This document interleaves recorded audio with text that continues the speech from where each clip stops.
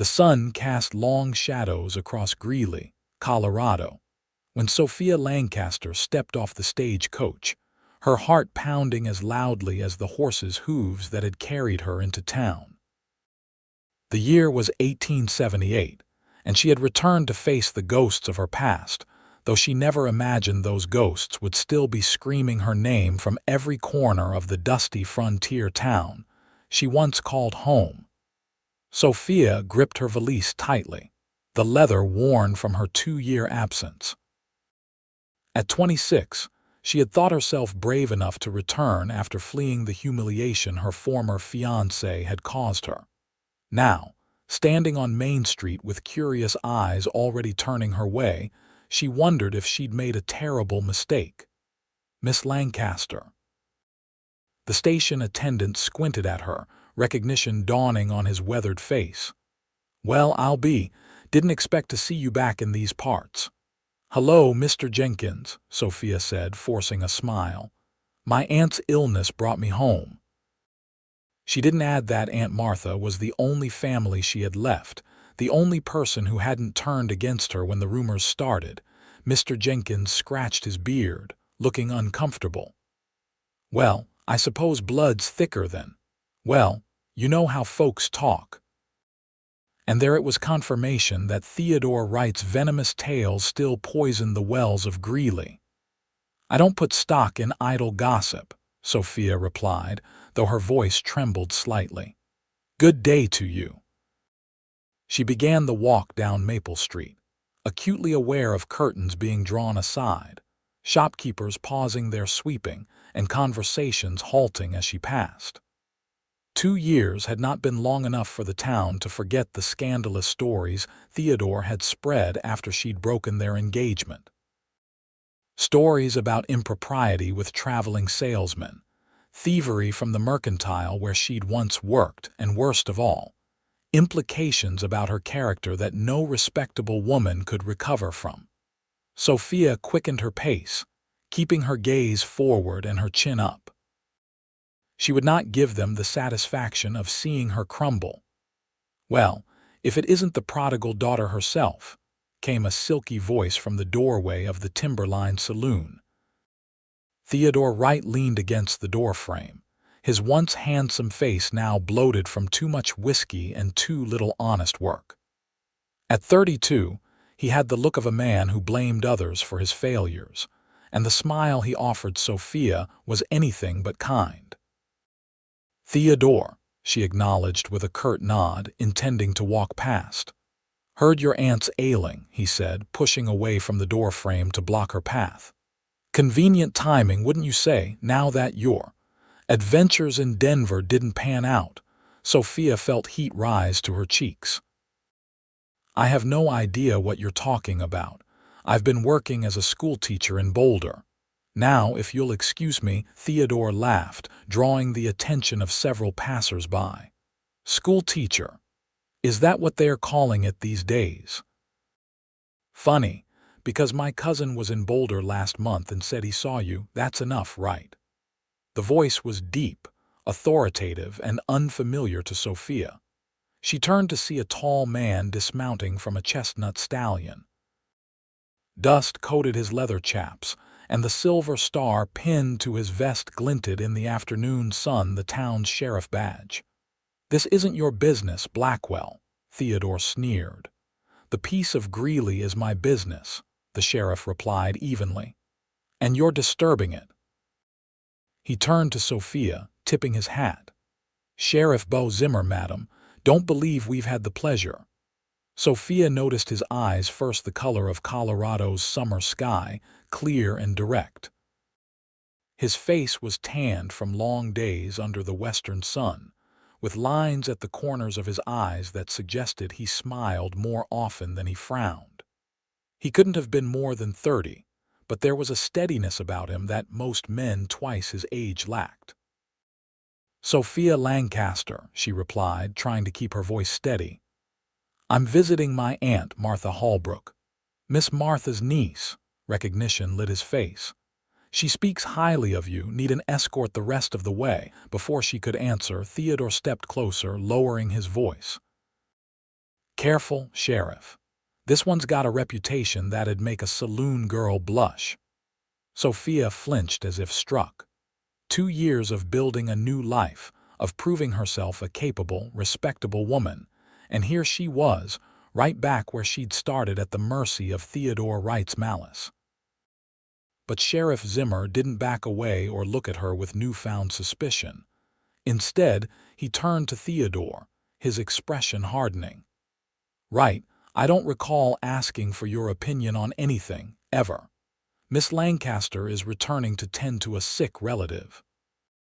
Show some respect or find yourself cooling off in a cell." Theodore's face flushed red. "You can't." "I can and will," Zimmer cut him off. "Now move along."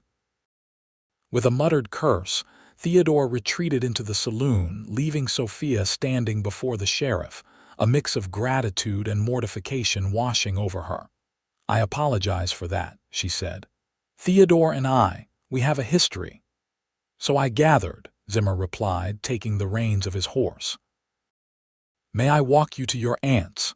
Sophia hesitated, aware that being seen with the town sheriff would only fuel more gossip. But the alternative was walking alone, facing more encounters like the one with Theodore. "Thank you," she decided. "That would be kind." As they walked side by side down Greeley's main thoroughfare, Sophia felt the weight of stares from shop windows and boardwalks. Sheriff Zimmer seemed unconcerned by the attention, maintaining a respectful distance while engaging in polite conversation. "How long has Martha been ill?" he asked. "The doctor says it's her heart," Sophia replied. "I received her letter a week ago. She's been managing on her own, but the episodes are becoming more frequent." Zimmer nodded. "Doc Evans is good at what he does. If anyone can help, it's him." They turned onto Willow Lane, where Aunt Martha's small cottage stood at the end of the street. Neat and well kept despite its owner's illness, it was the only real home Sophia had known since her parents died when she was 16. "Here we are," she said, pausing at the gate. Sheriff Zimmer tipped his hat again. "Welcome back to Greeley, Miss Lancaster. If you need anything during your stay, the sheriff's office is just off the square." "Thank you for your assistance," Sophia said, meaning it. It was unexpected. A slight smile crossed his face. "People aren't always what rumors make them out to be, Miss Lancaster. I learned that lesson early."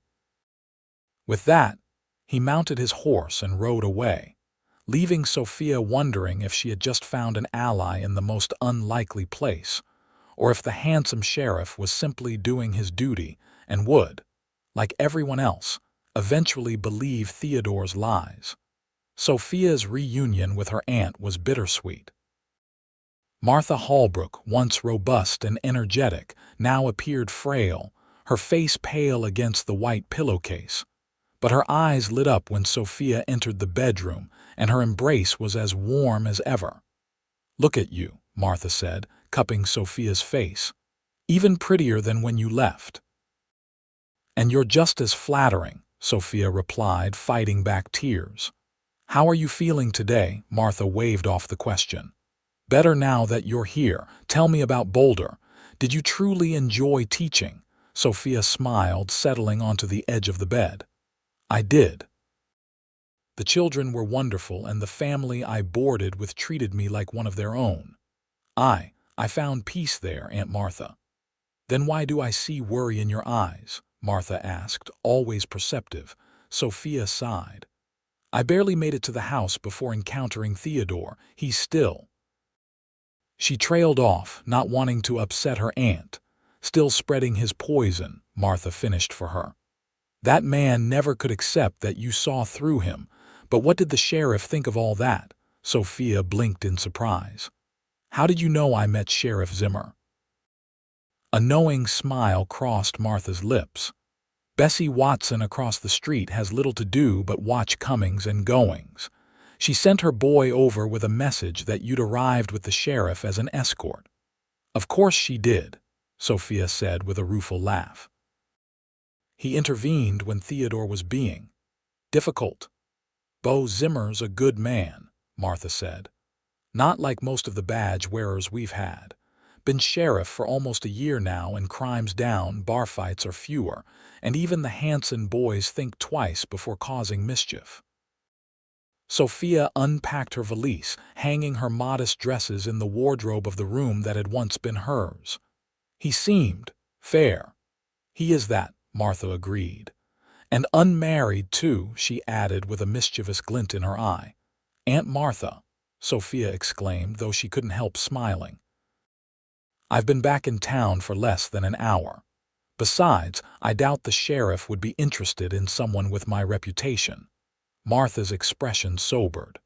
Sophia, not everyone believed Theodore's lies. Those who truly knew you, but how many truly knew me? Sophia interrupted gently. I was just the orphaned niece who worked at the mercantile. It was easier for people to believe I'd gone astray than to think Theodore Wright, with his family's money and connections, could be less than honorable. Martha didn't argue the point. Well, you're home now. And together, we'll show this town exactly who Sophia Lancaster is. Sophia smiled, though doubt lingered. Greeley had judged her once. She wasn't sure if it would give her a second chance. The next morning, Sophia rose early to prepare breakfast and tend to her aunt's needs. Martha insisted she felt well enough to sit in the parlor, and Sophia helped her dress and settle into her favorite armchair by the window. I need a few things from Harrigan's, Sophia said, consulting a small list. Will you be all right while I'm gone? I managed before you came, dear, Martha replied. Don't rush on my account, but… She hesitated. Perhaps wear your blue dress, the one that brings out your eyes. Sophia shook her head, amused by her aunt's transparent matchmaking. I'm not here to find a husband, Aunt Martha. I'm here to take care of you. One doesn't preclude the other, Martha said innocently. Despite her protests, Sophia found herself reaching for the blue dress not to impress anyone, she told herself, but because it was practical for the warm day ahead. Greeley in the morning light was a different town from the one she'd arrived in yesterday. The streets were busy with wagons delivering goods, women shopping for their households, and men heading to work in the fields or shops. For a moment, Sophia felt a pang of nostalgia for the community she'd once been part of. That feeling quickly faded when she entered Harrigan's general store. The cheerful bell above the door announced her arrival, and the conversations inside died as heads turned to stare. Mr. Harrigan himself stood behind the counter, his spectacles perched on his nose as he tallied figures in a ledger. He looked up, recognition and then discomfort crossing his face. Miss Lancaster, he said with a stiff nod. What can I get for you today? Sophia approached the counter, ignoring the whispers that had broken out behind her. Good morning, Mr. Harrigan. I need these items for my aunt, please. She handed him the list, keeping her voice steady and professional. Harrigan scanned the list, then called to his assistant, Jimmy, gather these items for Miss Lancaster. As the young man hurried to collect the goods, an older woman Sophia recognized as Mrs. Fitzgerald approached the counter. Well, Sophia Lancaster, she said loudly enough for everyone to hear, I'm surprised you have the nerve to show your face in Greeley again. Sophia took a deep breath before turning. Hello, Mrs. Fitzgerald, I'm here to care for my aunt. Is that what you're calling it? Mrs. Fitzgerald sniffed. I heard you ran out of opportunities in Boulder. Heat rushed to Sophia's cheeks, but she maintained her composure. I was teaching at the schoolhouse in Boulder, madam. I have a letter of recommendation from the school board should you wish to see it. Mrs. Fitzgerald's eyes narrowed. Theodore Wright says. Theodore Wright says a lot of things, came a deep voice from the doorway. Sheriff Zimmer stood there, hat in hand, his tall frame filling the entrance. Unlike yesterday, he was freshly shaved, his dark hair neatly combed, though a rebellious lock fell across his forehead. "Sheriff," Mrs. Fitzgerald acknowledged, somewhat deflated by his arrival. "Madam," he replied with a polite nod before turning to Harrigan. "Just need to pick up that order of ammunition for the office." As Harrigan moved to retrieve the sheriff's order, Zimmer casually positioned himself next to Sophia at the counter. "Morning, Miss Lancaster. Your aunt feeling any better today?" "A little, thank you," Sophia replied, grateful for his timely arrival, Mrs. Fitzgerald huffed and moved away, but not before giving Sophia a look that promised this wasn't over. Jimmy returned with Sophia's items, carefully wrapping them in brown paper. As Harrigan tallied the cost, Sophia reached for her small purse, only to find Zimmer already placing coins on the counter. "Sheriff, that's not necessary," she began. "Consider it a welcome back to town," he said. "Besides, I owe your aunt for the apple pies she sent over during the winter storm. Best I ever tasted." Before Sophia could protest further, he gathered her parcels in one arm and his ammunition in the other. "I'll walk you home," he said, in a tone that didn't invite argument. Outside, the morning had grown warmer, and Sophia felt the stares of townspeople as she walked beside the sheriff. "You didn't have to do that," she said quietly. "Do what?" he asked, adjusting his grip on the packages. "Intervene, pay for my things, walk me home, any of it." Zimmer slowed his pace, looking down at her with those clear blue eyes. "Miss Lancaster, I didn't do anything I wouldn't do for any citizen of Greeley." "We both know that's not true," Sophia countered. "People are already talking. By associating with me, you're risking your own reputation." A small smile played at the corners of his mouth. "You think pretty highly of yourself if you believe you can damage my reputation just by walking down a street with me." Despite herself, Sophia laughed. "That's not what I meant." "I know," he said, his expression growing more serious. "Look, I've been sheriff here long enough to know when someone's been wronged. Theodore Wright has been bad-mouthing you since before I arrived, and it doesn't take much to see he's a man with an axe to grind." They turned onto Willow Lane, and Sophia slowed her steps, not wanting their conversation to end just yet. "Most people don't question his version of events." "I'm not most people," Zimmer replied. "I make judgments based on what I see, not what I hear. And what I see is a woman who came back to care for an ailing relative, despite knowing she'd face hostility. That tells me more about your character than any rumor could." Sophia felt a warmth spreading through her chest that had nothing to do with the summer sun. "Thank you, Sheriff." "Beau," he corrected her. "When I'm not wearing the badge, I'm just Beau." They reached Aunt Martha's gate, and Sophia suddenly felt shy, unsure of what to say. Would you like to come in? I'm sure Aunt Martha would be happy to see you." Beau handed her the packages with a regretful smile. "Another time, perhaps. Got to get back to the office. Town doesn't keep itself peaceful." "Of course," Sophia nodded, trying not to show her disappointment. "Thank you again for your help." He tipped his hat. "My pleasure, Miss Lancaster." "Sophia," she offered in return. "When you're not addressing me officially, I'm just Sophia." The smile he gave her then was warm enough to chase away the chill of every cold stare she'd received since her return. "Sophia, then, you have yourself a good day." As she watched him walk away, Sophia knew two things with certainty. Sheriff Beau Zimmer was unlike any man she'd met before, and her stay in Greeley had just become considerably more complicated. Inside, Aunt Martha was precisely where Sophia had left her, though her knowing smile suggested she'd witnessed the entire exchange through the parlor window. "Not a word," Sophia warned, setting the packages down. "I wouldn't dream of it," Martha replied, eyes twinkling.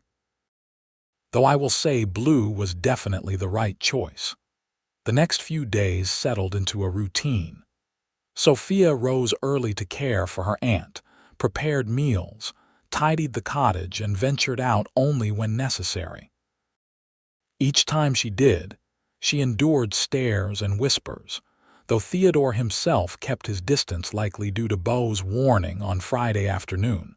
While Martha napped, Sophia decided to visit the small garden behind the cottage. The summer blooms needed tending, and the physical work would be a welcome distraction from her thoughts, which increasingly centered on a certain blue-eyed sheriff who hadn't called again since their encounter at the mercantile. She was kneeling among the roses, pruning shears in hand, when a shadow fell across the garden bed. Looking up, Sophia was startled to see Beau Zimmer standing at the garden gate, out of uniform in simple trousers, a clean white shirt with the sleeves rolled up, and suspenders. "Sheriff," she said, quickly rising and brushing dirt from her hands. "I didn't hear you approach." "Not sheriff today," he reminded her with a smile. "It's my day off." Sophia felt suddenly conscious of her appearance, hair loosely tied back, cheeks flushed from the heat, an old apron protecting her dress. "Is there something I can help you with?" Beau shifted, looking uncharacteristically hesitant. "Actually, I was wondering if you might join me for a ride. There's a spot outside town, a meadow with a view of the mountains. Thought you might like to see it, get away from prying eyes for a bit." Sophia blinked in surprise. "You're asking me to go riding with you?" "Unless you've got more pressing garden matters to attend to," he replied, gesturing to the half-pruned roses. Aunt Martha is napping, and I shouldn't leave her alone for long. I spoke with Mrs. Peterson next door. She's happy to look in on Miss Martha for a couple of hours," Beau said, then quickly added, "only if you want to come, of course." The thought of escaping town, even briefly, was tempting, and the company, well, that was even more appealing than she cared to admit. "Let me change and leave a note for Aunt Martha," Sophia decided. "I'll only be a moment." When she emerged from the house 15 minutes later in a simpler riding dress, Beau was waiting with 2 horses, his chestnut stallion and a gentle-looking bay mare. "This is Penny," he said, patting the mare's neck. "Belongs to the livery, but she's steady and sweet-natured." Sophia approached the horse, offering her hand for the mare to sniff. "Hello, Penny, aren't you beautiful?" The horse nuzzled her palm, and Sophia smiled. Beau helped her mount, his hands strong and sure at her waist as he lifted her into the saddle. The brief contact sent a fluttering sensation through her stomach that Sophia firmly attributed to the excitement of riding again after so long. They set off at a leisurely pace, Beau leading them away from the main roads and onto a trail that wound through stands of aspen and pine. The afternoon sun filtered through the leaves, creating dappled patterns on the ground beneath their horses' hooves. "How did you become sheriff?" Sophia asked as they rode side by side where the trail widened. "You're younger than most men who wear the badge," Beau chuckled. "30's not so young." 28, Sophia guessed, studying his profile. 29 next month, he corrected with a sideways glance. "I was deputy in a town north of here. When Greeley's previous sheriff retired, the mayor asked if I'd consider the position. Didn't have much tying me to where I was, so I came." "No family?" Sophia asked before she could stop herself. "Parents passed some years back. Got a sister married to a rancher in Wyoming Territory." He shifted in his saddle, looking ahead. "What about you?" "Besides Miss Martha," Sophia shook her head. "No one. My parents died of fever when I was 16. Aunt Martha took me in, raised me as her own." They rode in companionable silence for a while, climbing a gentle slope until the trees thinned and opened onto a high meadow dotted with wildflowers. Beyond, the Rocky Mountains rose majestic against the blue Colorado sky. "Oh," Sophia breathed, reining Penny to a stop. "It's beautiful." Beau dismounted and secured his horse to a low branch, then came to help Sophia down. His hands lingered at her waist a moment longer than necessary, and when she looked up, their faces were close enough that she could see flecks of darker blue in his eyes. He stepped back, clearing his throat. "Thought you might like it. Not many in town know about this spot." Sophia moved toward the edge of the meadow, where the land dropped away to reveal the valley below. Greeley looked small from here, a cluster of buildings nestled among fields and farms. "Why did you bring me here?" she asked, turning to find Beau watching her with an intensity that made her pulse quicken.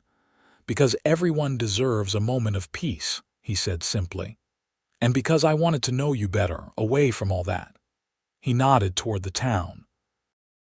"There's not much to know," Sophia said, plucking a wildflower and twirling it between her fingers.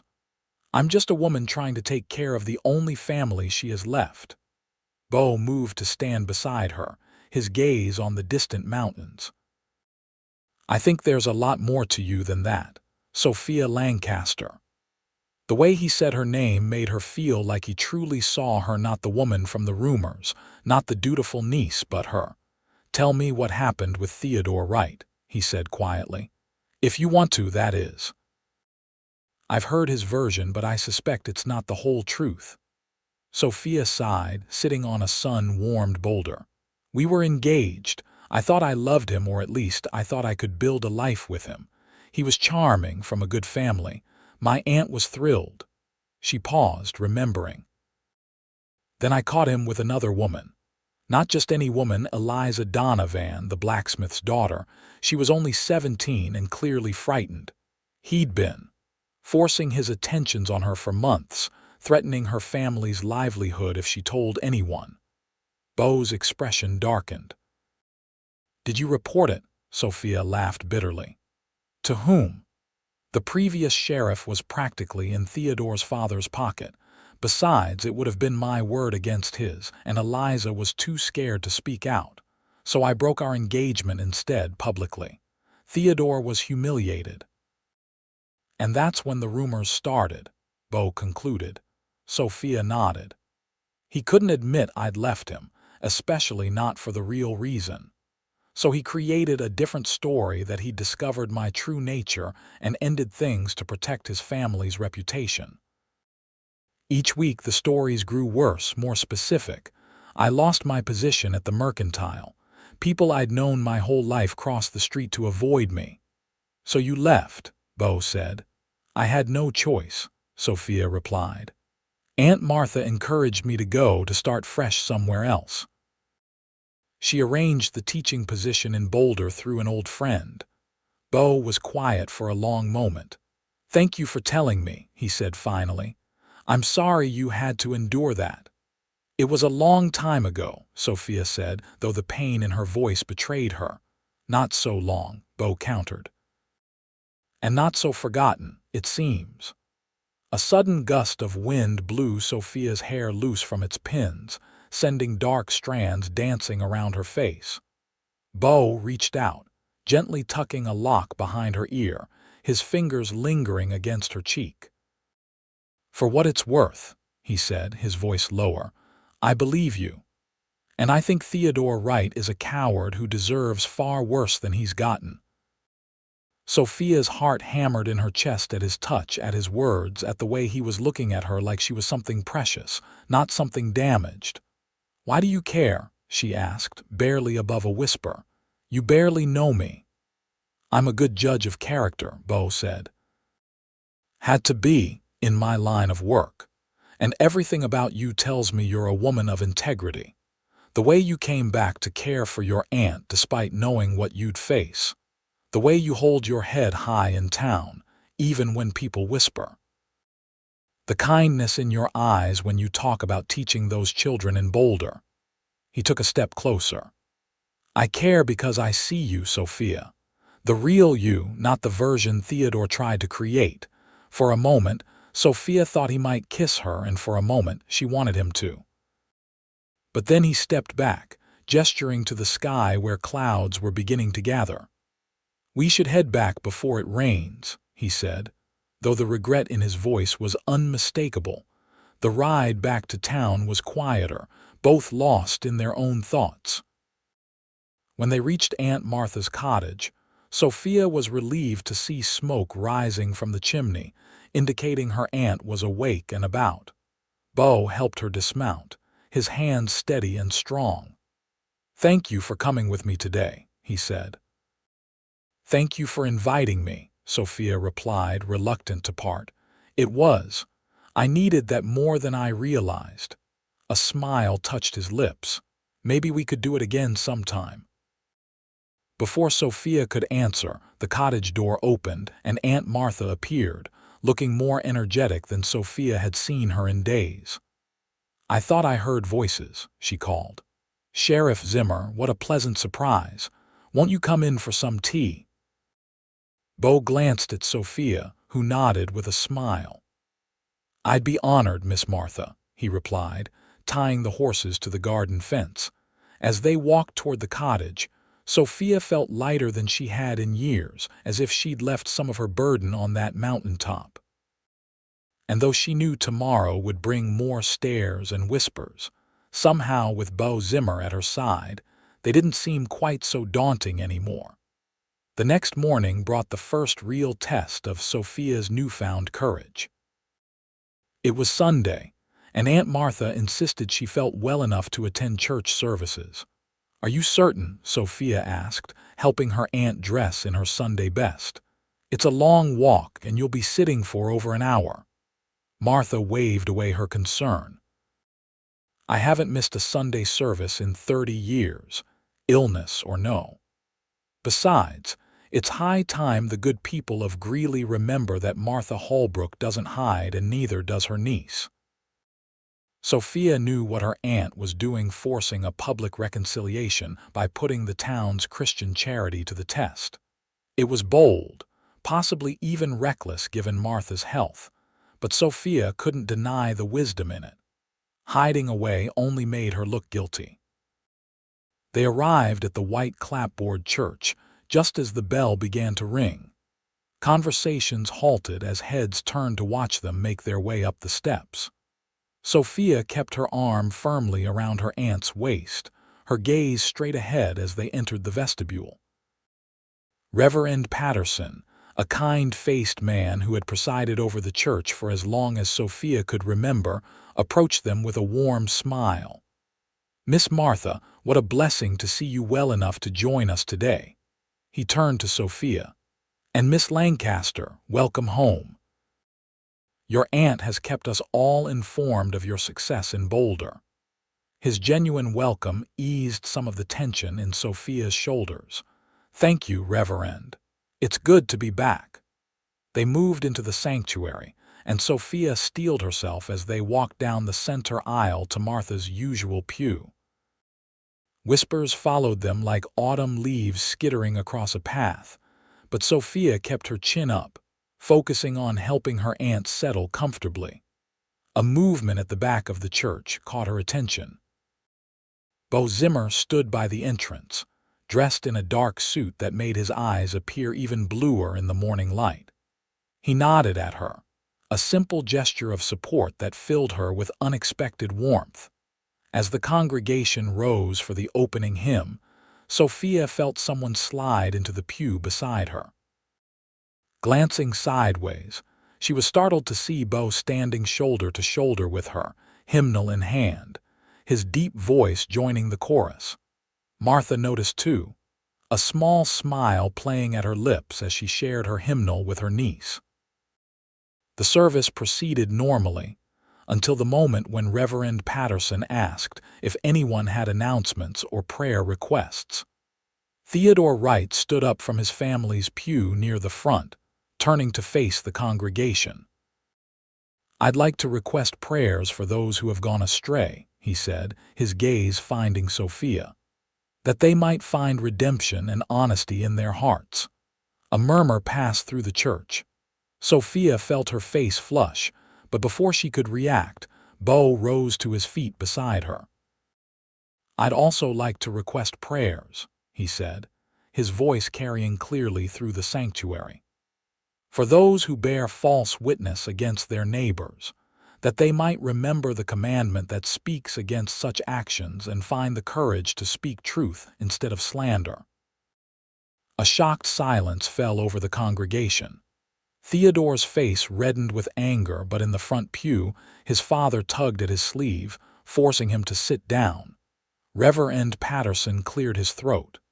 Indeed, we shall pray for all our neighbors, that truth and love may guide our community. Now, let us turn to our sermon for today from the Gospel of Matthew. Judge not, that ye be not judged. Beau sat down, his expression neutral, though Sophia could feel the tension in his frame beside her. Under the cover of the pew, she reached for his hand, giving it a quick, grateful squeeze before letting go. After the service, people filed out into the churchyard, gathering in small groups as they always had. Sophia helped her aunt down the steps, expecting the usual isolation, but was surprised when Mrs. Peterson and her husband approached. "Martha, you're looking better today," Mrs. Peterson said. "Those tonic herbs I brought over must be helping." "They are indeed, Margaret," Martha replied.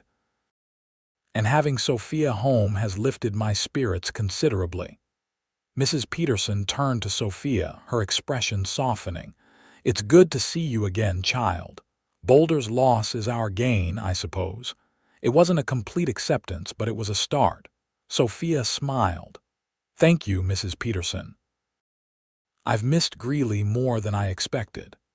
As they chatted, Sophia noticed other small changes in the churchgoers' behavior. While some still kept their distance, others offered tentative nods or greetings.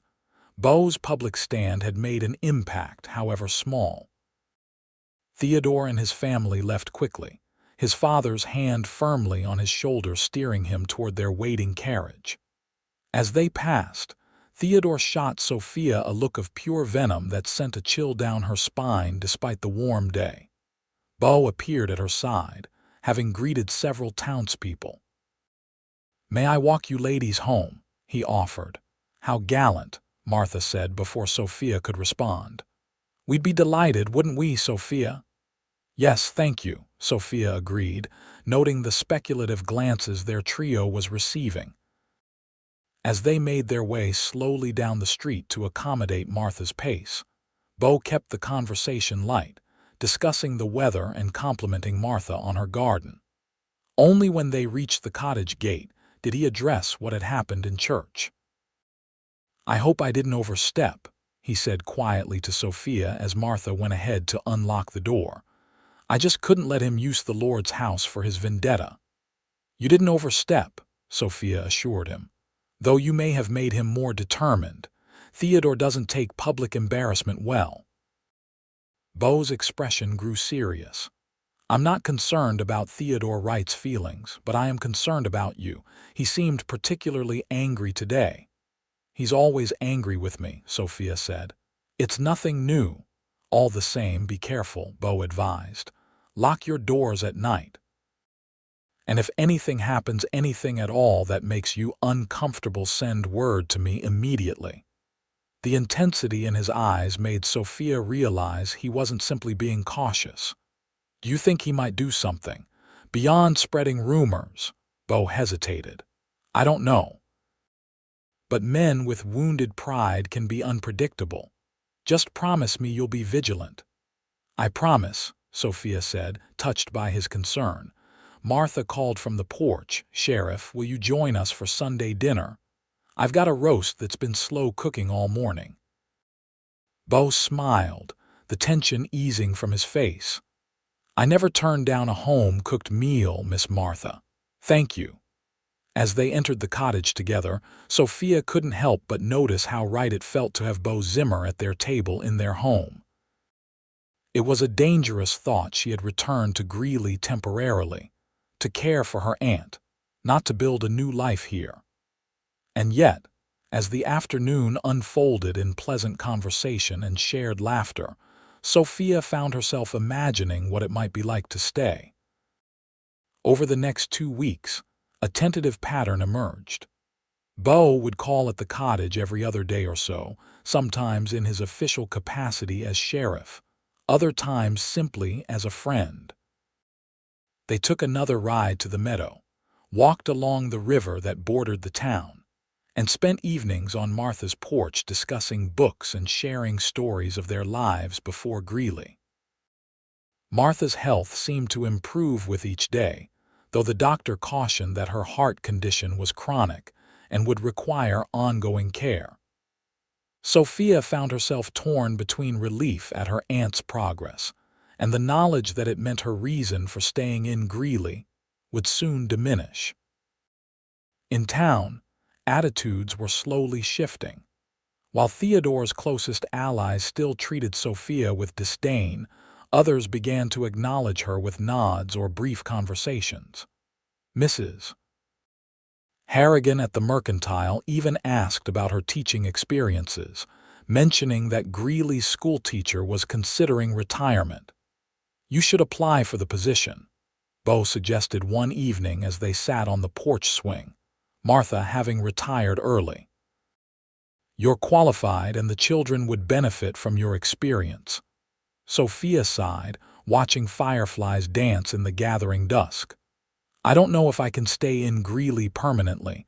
There's still so much history here." "History can be rewritten," Beau said, his hand finding hers on the swing between them. "Or at least, new chapters can be added that make the earlier ones less important." His touch sent warmth spiraling through her, a feeling that had become increasingly familiar and increasingly difficult to ignore.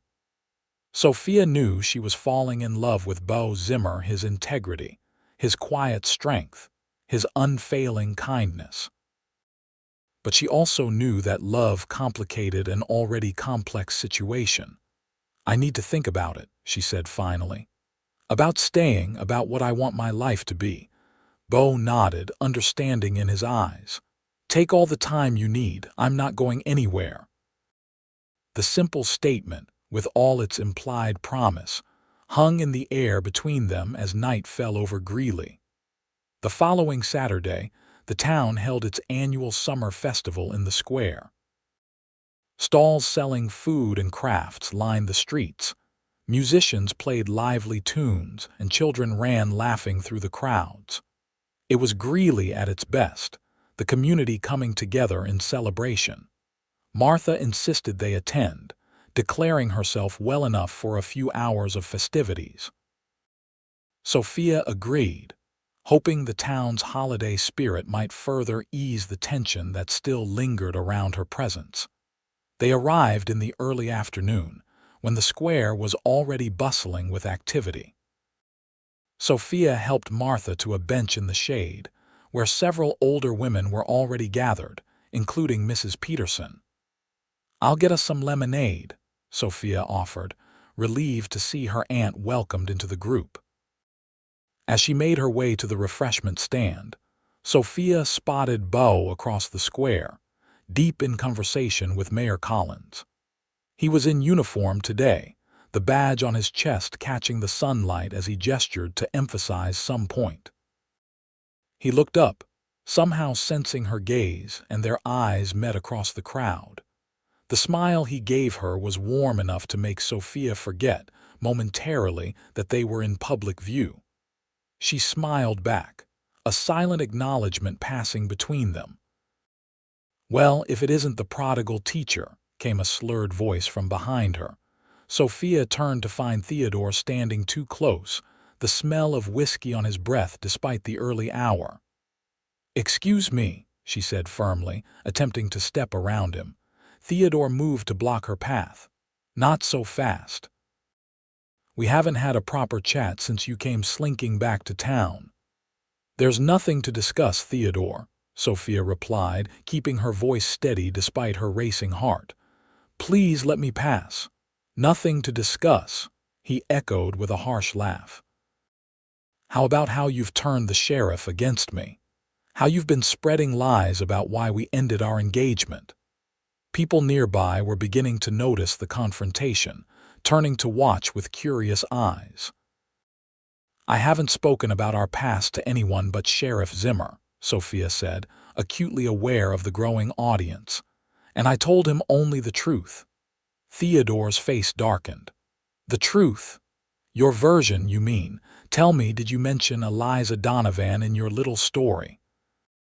Did you tell him how you threatened her, forced her to lie about me? Sophia's mouth fell open in shock.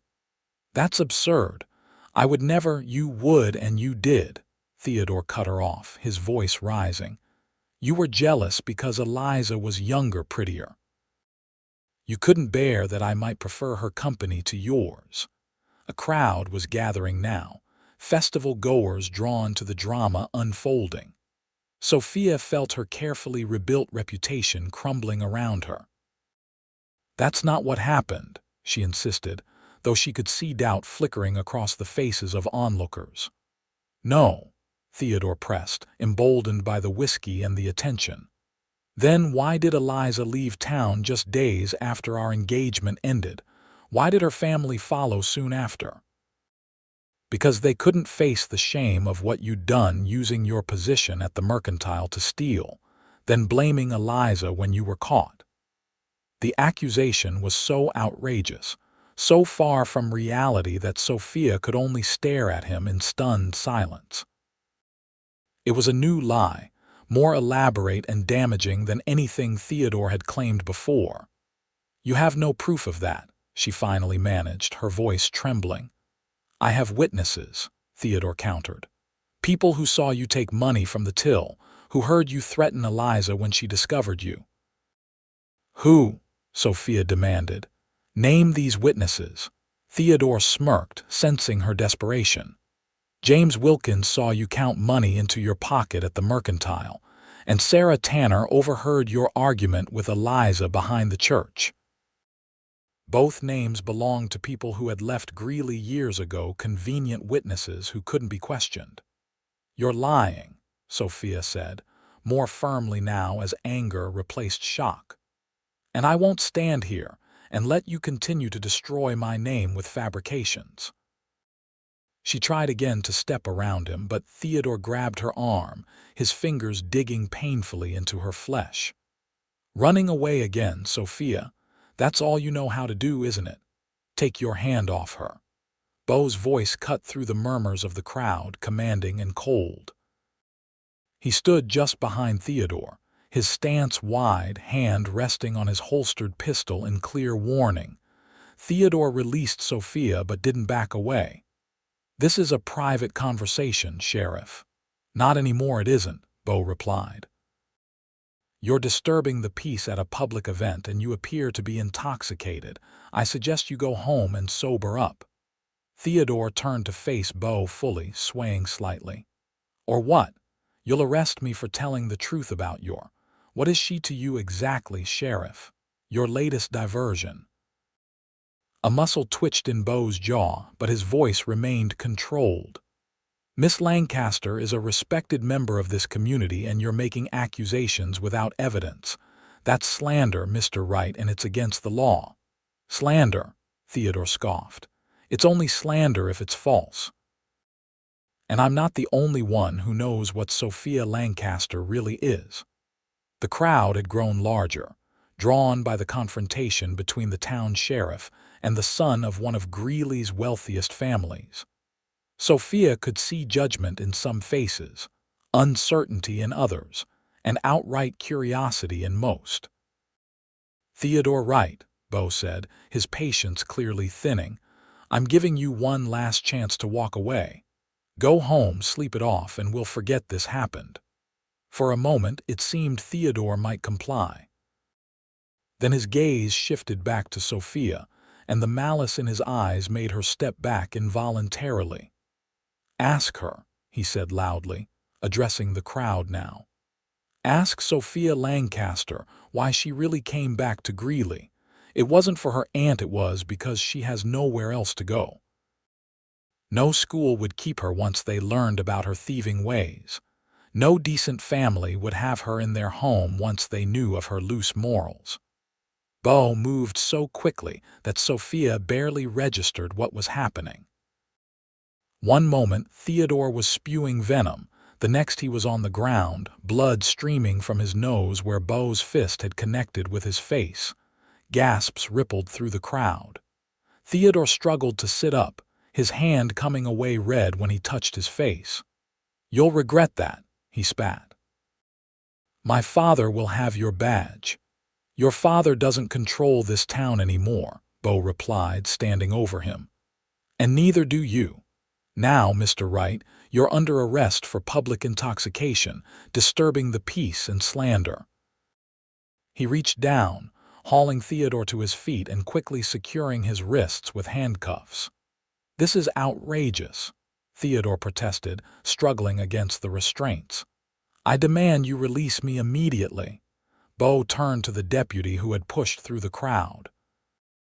"Take Mr. Wright to the jail. Let him cool off until morning." As the deputy led a still protesting Theodore away, Beau turned to the gathered townspeople. "The festival continues, folks. Nothing more to see here." Slowly, reluctantly, the crowd began to disperse, though Sophia could hear the whispers already starting, not all of them about Theodore. Beau approached her, concern etched on his face. "Are you all right?" Sophia nodded, though she felt anything but all right. "You shouldn't have done that," she said quietly. "Striking him, arresting him, it will only make things worse." "He was out of line," Beau replied, "and I've been wanting to do that since the day I met him." Despite everything, Sophia found herself smiling slightly. "Well, it was rather satisfying to watch." Beau's expression sobered. "Sophia, about what he said, none of it was true," she interrupted. "Eliza left town because her father found work in Denver after the Wrights stopped using his blacksmith services. Theodore's revenge for my breaking the engagement. I never stole anything, and I certainly never threatened anyone." "I know," Beau said simply. "I never doubted that." A commotion near the edge of the square caught their attention. Mr. Wright, Theodore's father, was striding toward them, his face thunderous with rage. "Sheriff Zimmer," he called, stopping directly in front of them. "What is the meaning of this? I demand you release my son at once." Beau straightened to his full height, meeting the older man's gaze without flinching. "Your son was drunk in public, harassing Miss Lancaster and disturbing a town event. He'll remain in jail until morning when he's sober enough to understand the charges against him." "Charges?" Wright scoffed. "On whose authority? The town council will not stand for this abuse of power." "On my authority as sheriff," Beau replied evenly. "And the council approved the town ordinances Theodore violated. If you have a complaint, you're welcome to file it officially on Monday when the mayor's office is open." Wright's gaze shifted to Sophia, contempt clear in his expression. "So this is how it is. You've seduced the sheriff into fighting your battles now." Before Beau could respond, another voice joined the conversation. "That's quite enough, Harold." Aunt Martha stood behind them, leaning on her cane but with fire in her eyes. Mrs. Peterson and several other women from the church stood with her, a unified front of Greeley's most respected matrons. "Martha," Wright acknowledged stiffly. "This doesn't concern you, doesn't it?" Martha replied. "When you and your son continue to persecute my niece based on lies and vindictiveness, I think it concerns me greatly." Mrs. Peterson stepped forward.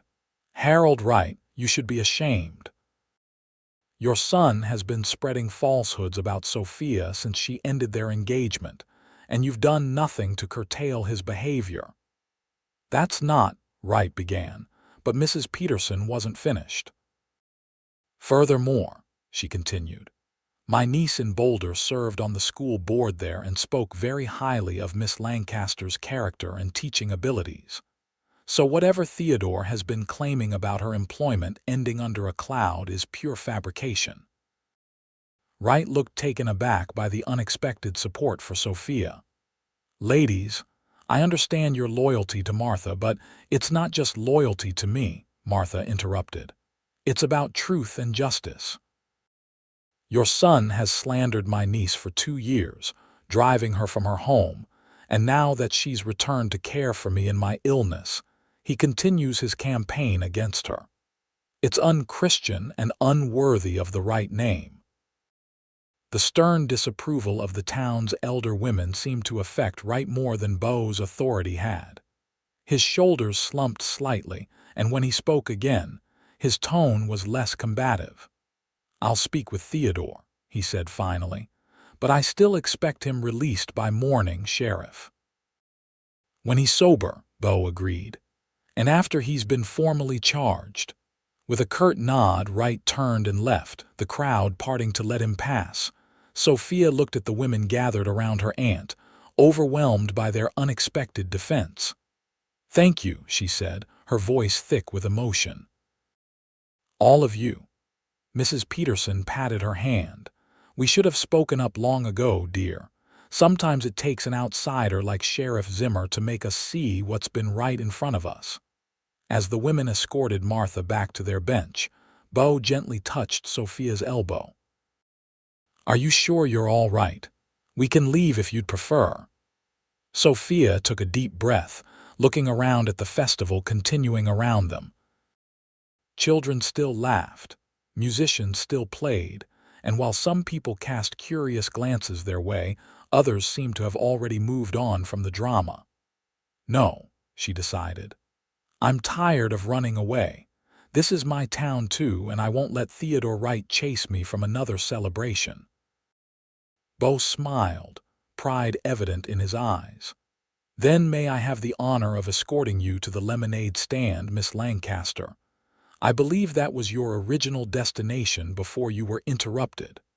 Sophia smiled back, her heart lightening despite the confrontation. "I would be delighted, Sheriff Zimmer." As they walked together through the festival, Sophia was acutely aware of the stares they attracted. But for the first time since her return to Greeley, those stares didn't all seem judgmental. Some were merely curious, others speculative, and a few, particularly from the younger women, distinctly envious as they noted Beau's protective stance beside her. It was a small victory, but as Sophia accepted a cup of lemonade from Beau's hand, their fingers brushing in the exchange, she allowed herself to hope that perhaps, just perhaps, the tide in Greeley was beginning to turn. That night, as Sophia prepared for bed, she found herself thinking about the future in a way she hadn't dared since returning to Greeley. The schoolteacher position Mrs. Harrigan had mentioned suddenly seemed like a real possibility. And Beau, the way he had defended her, not just with words but with actions, spoke of feelings that went beyond friendship or justice. She was brushing her hair at the vanity when a sudden crash downstairs startled her. Setting down the brush, Sophia listened intently, wondering if Aunt Martha had risen for a glass of water and knocked something over. "Aunt Martha," she called, moving to the bedroom door. No response came, but Sophia distinctly heard the creak of a floorboard in the parlor, a sound she knew well from her years in this house. Heart racing, she grabbed the small derringer her aunt kept in the bedside drawer for protection. Martha had insisted on teaching her to use it years ago, saying a woman living alone needed to be able to defend herself. Sophia moved silently to the top of the stairs, straining to hear in the darkness below. The parlor window was open, curtains billowing slightly in the night breeze, a window she was certain had been closed and latched when they retired. "Who's there?" she called, her voice steadier than she felt. "I'm armed and the sheriff lives just down the street." A harsh laugh came from the shadows of the parlor. "The sheriff? Of course you'd invoke his name." Theodore Wright stepped into the patch of moonlight streaming through the window, his face still swollen from Beau's punch, his eyes glittering with malevolence and alcohol. "Theodore," Sophia breathed, the derringer suddenly feeling small and inadequate in her hand. "How did you get out of jail?" He smiled, but there was no humor in it. "Money opens many doors in Greeley, Sophia, even cell doors. What do you want?" she asked, remaining at the top of the stairs where she had the advantage of height. "Aunt Martha is sleeping. If you've come to continue your accusations, it can wait until morning. Theodore moved to the bottom of the stairs, looking up at her. I didn't come to talk. I came to make things right. Right, Sophia repeated, a chill running down her spine at his tone. What does that mean? You've turned everyone against me, Theodore said, his words slurring slightly. The sheriff, the town, even my own father is questioning me now. All because you couldn't accept that I didn't want you anymore. That's not what happened, and you know it, Sophia replied, her grip tightening on the derringer. Please leave, Theodore. I don't want to hurt you. He laughed again, taking the first step up the stairs. You hurt me. With that little toy? I don't think so, Sophia. No, I think it's time you learned what happens when you destroy a man's reputation. Sophia raised the derringer, aiming it directly at him. Don't come any closer. I mean it, Theodore. He paused, swaying slightly, then reached into his coat pocket. You know what's interesting about reputations, Sophia? They're so fragile. One moment, you're the respectable schoolteacher who came home to care for her ailing aunt. The next. He withdrew a small container from his pocket, and even in the dim light, Sophia could see it was a flask of kerosene. The next, you're the tragic victim of a house fire, Theodore continued, his voice chillingly calm. Started accidentally, of course. Perhaps a lamp left burning too close to the curtains. Such a shame about Miss Martha too, but at her age, with her heart condition, it was only a matter of time. Horror washed over Sophia as she realized his intent. Theodore, stop this madness. Think about what you're doing. I've thought about nothing else all day, he replied, unscrewing the cap of the flask. It's perfect, really. No one will question it. Accidents happen. And whatever suspicions the sheriff might have, he'll have no proof, not once the fire has done its work.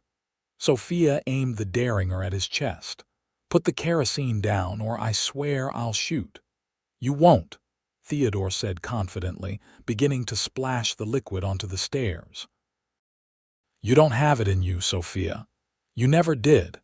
It's why I could never respect you. Too moral, too proper, too weak. The pungent smell of kerosene filled the air as he continued up another step, trailing the flammable liquid behind him. Theodore, please, Sophia tried one more time, her voice breaking. This isn't you. You're angry, you're drunk, but you're not a murderer. Something flickered in his eyes, doubt perhaps, or a moment of clarity, but it vanished as quickly as it had appeared. Sometimes a man has to take extreme measures to protect what's his, Theodore said, reaching into his pocket again and withdrawing a box of matches. The front door burst open with a splintering crash. Beau Zimmer stood in the doorway, pistol drawn, Deputy Harrison behind him. Drop the matches, right? Beau commanded. It's over. Theodore froze, the matchbox in one hand, kerosene flask in the other, caught in the act of attempted arson and murder. How? He began, looking between Beau and Sophia in confusion. Your father reported you missing from the jail, Beau explained, moving carefully into the house, gun trained on Theodore. And given your threats earlier today, I thought it prudent to check on Miss Lancaster and her aunt. Now, drop the matches and step away from the stairs. For a terrible moment, Sophia thought Theodore might strike the match anyway, immolating himself along with the house out of sheer spite. But the fight seemed to drain out of him all at once. The matches and flask fell from his hands, clattering onto the steps. You've ruined everything, he said, looking up at Sophia with empty eyes. Everything. Deputy Harrison moved forward, quickly securing Theodore's hands behind his back. Theodore Wright, you're under arrest for jailbreak, breaking and entering, attempted arson, and attempted murder, he recited, his young face grim. As they led Theodore away, Beau turned to Sophia, still standing at the top of the stairs with the derringer clutched in her trembling hand. Are you hurt? He asked, holstering his weapon and taking the stairs two at a time to reach her. Sophia shook her head, the reality of what had nearly happened finally hitting her. The derringer slipped from her fingers as her knees gave way. Beau caught her before she could fall, his strong arms encircling her, pulling her against his chest. "It's all right," he murmured into her hair. "You're safe now, I've got you." Sophia clung to him, her body shaking with delayed terror and relief. "Aunt Martha," she managed. "She's still sleeping." "She doesn't know, let's keep it that way," Beau suggested gently. "No need to frighten her tonight. The deputy will send someone to clean up the kerosene while we sit with her. In the morning, we can decide how much to tell her." Sophia nodded against his chest, grateful for his steady presence, his practical thinking when her own mind was in chaos. "How did you know to come?" Beau pulled back slightly, looking down at her with a mixture of concern and something deeper, something that made her breath catch despite the circumstances. "I didn't," he admitted. "But after today's confrontation, I was worried. When Mr. Wright came to the jail and found Theodore's cell empty, I knew something was wrong. I had a feeling he'd come here." "Thank God you did," Sophia whispered. Beau's hand came up to cup her cheek, his thumb gently wiping away a tear she hadn't realized she'd shed. "I will always come for you, Sophia," he said, his voice low and fervent. "Always." In the midst of fear and chaos, surrounded by the acrid smell of kerosene and the lingering threat of what might have happened, Sophia found herself drawn to the certainty in Beau's eyes, the promise in his touch. She leaned forward, or perhaps he did later. Neither could say who moved first, and their lips met in a kiss that felt both inevitable and extraordinary. It was a kiss born of relief and fear, of growing feelings finally acknowledged, of two people finding each other despite the circumstances that should have kept them apart. Beau's arms tightened around her, one hand sliding into her loose hair as he deepened the kiss, pouring everything he couldn't yet say into the connection between them. When they finally parted, both slightly breathless, Beau rested his forehead against hers. "I've been wanting to do that since the day I met you," he confessed. Sophia smiled, her first real smile since Theodore had appeared in her home. "Even when I was dusty from the stagecoach and arguing with my former fiancé on the street. Especially then," Beau replied, returning her smile. "You were magnificent, frightened, but standing your ground. I knew right then that you were something special, Sophia Lancaster." A noise from the open front door reminded them they weren't alone. Deputy Harrison stood awkwardly in the doorway, accompanied by the town doctor and two other men with mops and buckets. "We'll, take care of the kerosene, Sheriff," Harrison said, studiously looking at the floor rather than at his superior officer embracing a woman in the middle of the night. "Thank you, Harrison," Beau replied, reluctantly stepping back from Sophia, though he kept hold of her hand. "Dr. Evans, would you mind checking on Miss Martha, just to be sure she's unaffected by all this commotion?" As the men set to work and the doctor moved past them up the stairs, Beau squeezed Sophia's hand. "We have a lot to talk about," he said softly, "but it can wait until tomorrow. Tonight you need rest." Sophia nodded, suddenly aware of how exhausted she was. "Will you stay?" "Just until they're finished cleaning up." "I'll stay as long as you need me to," Beau promised. And in his eyes, Sophia saw that he meant far more than just this night. By morning, news of Theodore Wright's arrest and attempted arson had spread throughout Greeley.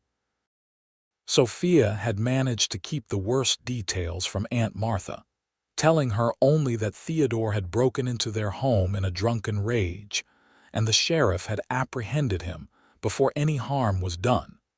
What couldn't be hidden was the changed atmosphere in town. The attempted murder of two women, one of them the beloved Martha Holbrook, was a step too far even for Theodore's staunchest defenders. The Wright family's standing in the community, already diminished by Theodore's public drunkenness and arrest at the festival, plummeted further. Harold Wright appeared at the cottage the day after the incident, hat in hand, to offer a formal apology to both women. "I failed to see what Theodore had become," he admitted, his proud face lined with shame and grief. "I chose to believe his version of events because he was my son, and because it was easier than facing the truth. I can only beg your forgiveness and assure you that he will face the full consequences of his actions." Martha, seated regally in her armchair, regarded him with a mixture of pity and stern disapproval. "We accept your apology, Harold, but it's not our forgiveness you should be seeking, it's your own. You enabled Theodore's worst instincts for years, and now innocent people have nearly paid the price." Wright nodded, unable to meet her gaze. "I know. I've already spoken with the judge. Theodore will be sent to the territorial prison in Cannon City. And I've established a fund for the school in both your names as a small recompense for the harm my family has caused." After he left, Sophia sat beside her aunt, taking her hand. "Are you truly all right with this resolution?" Martha patted her hand. "Theodore needs help, not revenge, and Harold needs to make amends in his own way. What matters now is that the truth is known, and you can finally begin to rebuild your life without his shadow hanging over you." "What if that life isn't in Boulder?" Sophia asked hesitantly. "What if I wanted to stay in Greeley?" A smile spread across Martha's face. "I think that would make an old woman very happy indeed, and perhaps a certain sheriff as well." Sophia blushed, though she couldn't hide her own smile. "Beau and I have a lot to discuss. But yes, I think he might approve of the idea." That afternoon, Beau called at the cottage, out of uniform for the first time since the festival. His blue shirt matched his eyes, and his dark hair was still damp from washing, that rebellious lock falling across his forehead in a way that made Sophia's heart skip. "Miss Martha," he greeted her aunt with genuine warmth. "You're looking well today." "I'm feeling well, Sheriff," Martha replied. "Amazing how restful sleep can be when one isn't being threatened with arson." "Aunt Martha!" Sophia exclaimed, though she couldn't help laughing at her aunt's dark humor. Martha waved away her concern. "Oh, I'm not so fragile as all that. Now I believe I'll take a nap in my room with the door closed and leave you two to talk." She rose, winking at Sophia as she passed. "Take your time, dear. My hearing isn't what it used to be." When they were alone, Beau moved to sit beside Sophia on the settee, taking her hands in his. "How are you, truly?" he asked. "Better," Sophia said honestly. "Knowing Theodore can't hurt us anymore, it's like a weight has been lifted. I keep expecting to feel anger or hatred, but mostly I just feel sad for him. He'll spend years in prison, and for what? Pride, wounded vanity." Beau nodded, understanding in his eyes. "Some men can't bear to lose what they think belongs to them. Theodore saw you as a possession, not a person. When you proved him wrong, it broke something in him." "I'm just grateful you arrived when you did," Sophia said, shuddering at the memory of Theodore with the matches in his hand. "So am I," Beau replied fervently, "when I think about what could have happened." He trailed off, his hands tightening around hers. "Sophia, I need to tell you something. Last night when I kissed you, it wasn't just relief or the heat of the moment." Sophia's heart quickened. "It wasn't—" "No," he said, blue eyes intent on hers. "I've been falling in love with you since the day you stepped off that stagecoach. Your courage, your kindness, the way you care for your aunt, the dignity with which you faced this town's judgment, everything about you calls to something in me I didn't even know was waiting to be awakened." "Beau," Sophia breathed, tears pricking at her eyes. "I know it's fast," he continued. "I know you came back to Greeley for your aunt, not to find love. And I know you had plans to return to Boulder. I'm not asking you to change those plans." I just needed you to know how I feel before you decide what comes next." Sophia reached up, tracing the line of his jaw with gentle fingers. "What if I told you my plans have already changed? What if I told you that I've been offered the teaching position here in Greeley, starting this fall?" Hope blazed in Beau's eyes. "Have you accepted?" "Not yet," Sophia replied. "I wanted to discuss it with you first." "With me? Why?" Sophia smiled. "Because I've fallen in love with you too, Beau Zimmer. And before I committed to staying in Greeley permanently, I needed to know if there was a reason to stay beyond my aunt and a teaching position." Beau's face lit up with joy so pure it took her breath away. "Sophia Lancaster, you have more reasons to stay than you can imagine. This town is already changing its mind about you. Martha is improving. The children here deserve a teacher as dedicated and kind as you." "And what about the sheriff?" Sophia asked, her smile widening. "Does he have an opinion on the matter?" "The sheriff," Beau said, leaning closer, "thinks the schoolteacher and the lawman would make an excellent team. In fact, he's been carrying something around for days, waiting for the right moment." He reached into his pocket and withdrew a small velvet box. Sophia's breath caught as he opened it, revealing a delicate gold ring with a single pearl nestled in its center. "I know it's soon," Beau said softly. "Too soon by most standards, and I'll wait as long as you need. But I also know, with a certainty I've never felt about anything else, that you're the woman I want to spend my life with. The woman I want to build a home with, raise children with, grow old beside." He slid from the settee to one knee before her, still holding the open box. "Sophia Lancaster, will you do me the extraordinary honor of becoming my wife? Not today, not tomorrow, but when you're ready, will you marry me?" Tears of happiness spilled down Sophia's cheeks as she nodded. "Yes," she whispered. "Yes, Beau Zimmer, I will marry you. And I don't want to wait, not after everything we've been through. Life is too precious, too uncertain to delay happiness when it's right in front of you." Beau's smile was radiant as he slipped the ring onto her finger. It fit perfectly, as if it had been made for her hand alone. He rose, pulling her to her feet and into his arms, sealing their engagement with a kiss that promised a lifetime of love and protection, of understanding and partnership.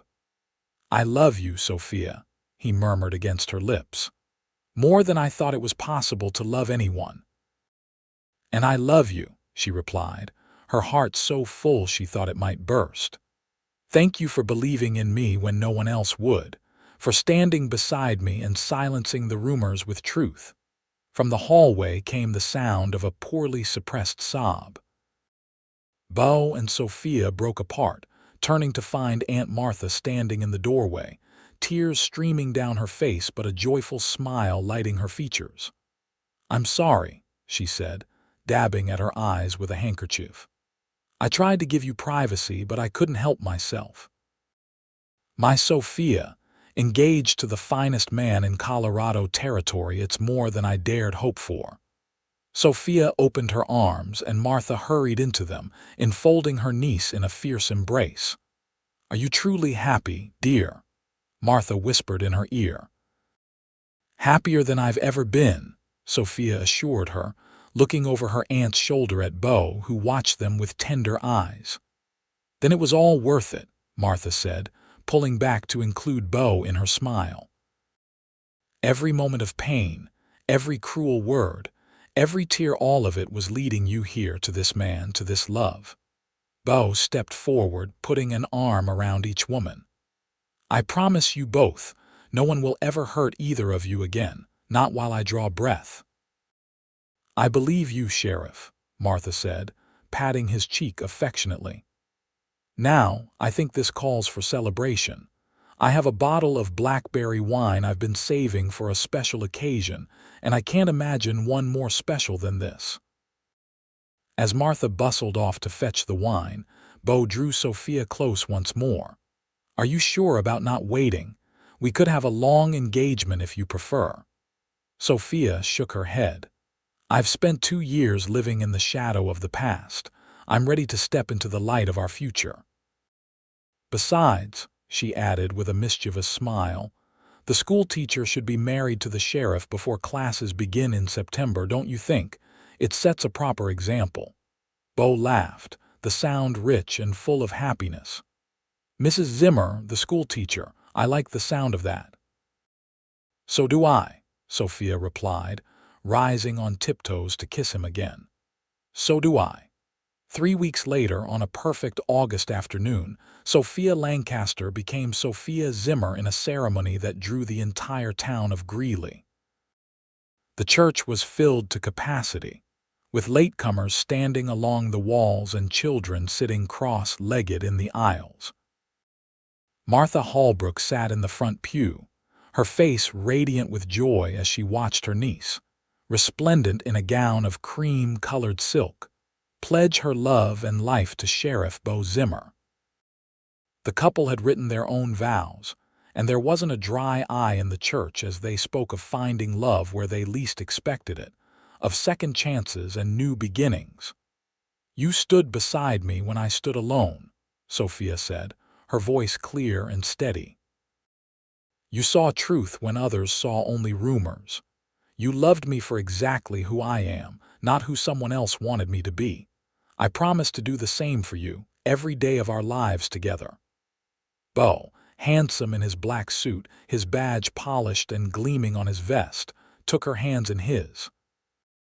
Sophia, you taught me that true courage isn't in facing down outlaws or wearing a star on my chest. It's in facing injustice with dignity, in returning to a place that hurt you to care for someone you love.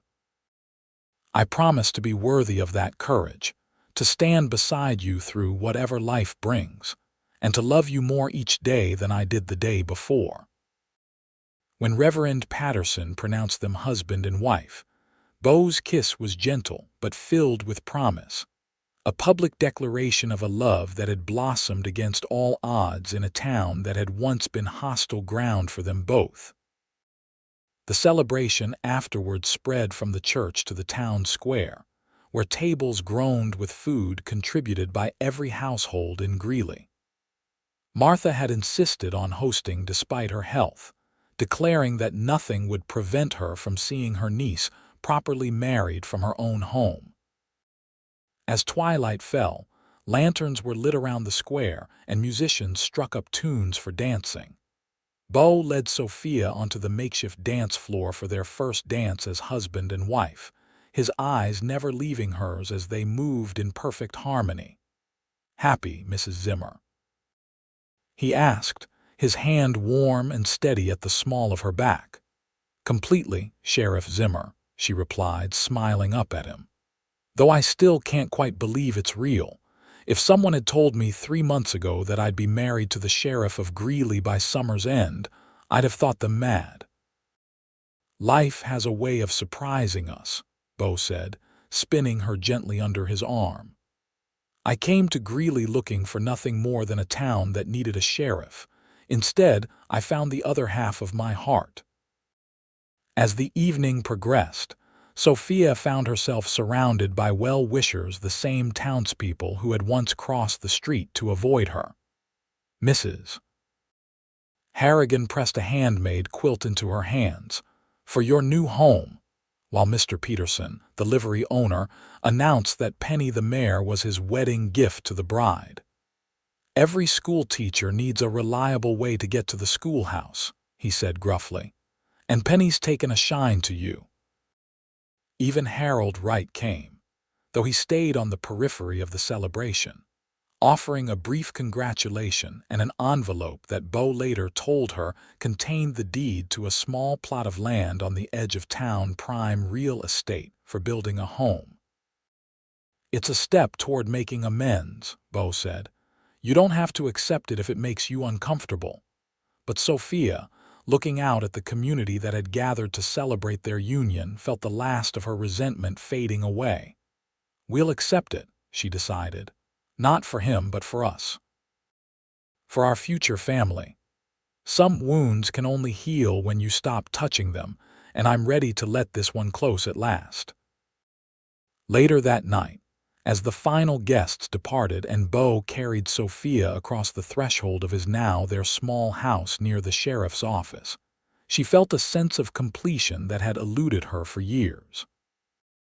This was where she belonged, not just in Greeley, but in this man's arms, in the life they would build together. "Welcome home, my love," Beau whispered, setting her gently on her feet in the modest but comfortable parlor he had prepared for her arrival. Sophia looked around at the simple furnishings, the books already arranged on shelves alongside her own that had been moved from Martha's cottage, the vase of fresh wildflowers on the table, wildflowers she noticed from the meadow where he had first taken her riding. "Home," she repeated, turning to face her husband, with a smile that came from the depths of her soul. "Yes, I believe it is." 1 year later, on a crisp September morning, Sophia stood before the Greeley schoolhouse, watching children file in for the first day of the new term. Her hand rested on the gentle swell of her stomach, still barely noticeable beneath her dress, but a constant reminder of the new life growing within her. Beau appeared beside her, having walked her to school as he did every morning his duties allowed. "Ready for another year, Mrs. Zimmer?" he asked, his voice warm with pride. "More than ready," Sophia replied, leaning into his side as his arm encircled her waist. "Though I expect I'll need to find a substitute by spring." Beau's hand covered hers where it rested on her belly. "I still can't believe it," he said, the wonder in his voice making Sophia's heart swell. "A baby, our baby. Believe it," she laughed. "Especially when I'm sending you out for strawberries in the middle of the night." He grinned, kissing her temple. "Anything for you and our little deputy." "Or little teacher," Sophia corrected. "Or both," Beau conceded. "As long as he or she has your heart and your spirit, I'll be the proudest father in Colorado territory." The school bell rang, calling Sophia to her duties. She rose on tiptoes to kiss Beau goodbye, a gesture that had become as natural as breathing over their year of marriage. "I love you, Sheriff Zimmer," she said, smiling into his eyes. "And I love you, Mrs. Zimmer," he replied. "Today and always." As Sophia turned to enter the schoolhouse, she caught sight of Aunt Martha approaching with a basket, no doubt containing lunch for her favorite teacher. Martha's health had stabilized over the past year, and while she still had occasional episodes, the joy of seeing her niece happily settled seemed to have given her new vigor. Beyond Martha, the town of Greeley stretched out in the morning sunlight, the same buildings, the same streets where Sophia had once faced whispers and judgment, now transformed into a community that had embraced her as one of their own. The rumors that had once threatened to destroy her had long since been silenced, replaced by the truth of who she was: Sophia Zimmer, beloved wife, respected teacher, soon-to-be mother, and a woman who had found the courage to return and reclaim her place in the world. As she welcomed her students into the classroom, Sophia sent up a silent prayer of gratitude for the twists of fate that had brought her back to Greeley, for the aunt who had never lost faith in her, for the townsfolk who had learned to see beyond gossip to truth. But most of all, she thanked God for the blue-eyed sheriff who had stood beside her when she needed it most, the man who had silenced rumors with justice, who had turned her pain into joy, and who had shown her that love, true love, was stronger than any lie ever told. And as she felt the first fluttering movements of their child within her, Sophia knew that the best chapters of their story were still being written, a story of love triumphant, of second chances embraced, and of a future as boundless and beautiful as the Colorado sky.